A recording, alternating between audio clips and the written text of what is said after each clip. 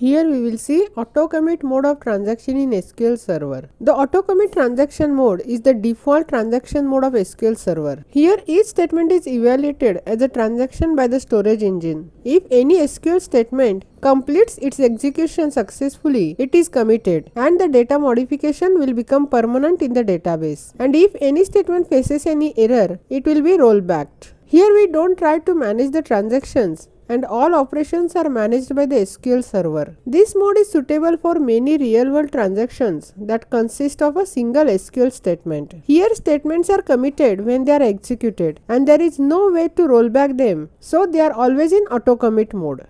To check this auto commit mode, we will create a table person with fields person ID as a primary key, last name, first name, address, city and age. Then we will write a query to insert the data in person table. When we execute this query, SQL Server will automatically start a transaction and then it commits the transaction because this insert statement will not return any error. And when we try to execute the same query again, SQL Server rollbacks the data modification due to the duplicate primary key error.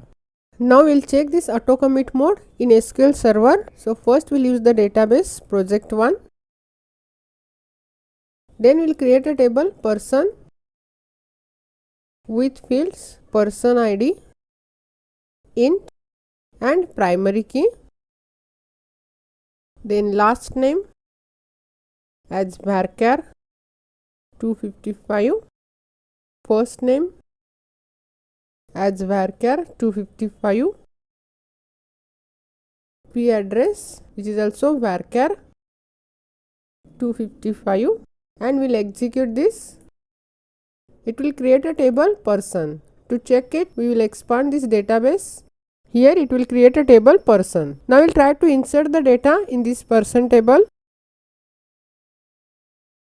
as person ID, comma last name, comma first name, comma p address, and we will give the values as 1, comma, we will give the last name, then first name and address, and we will execute this. It will insert a record into person table. To check it, we will use select statement. It will display the data from person table.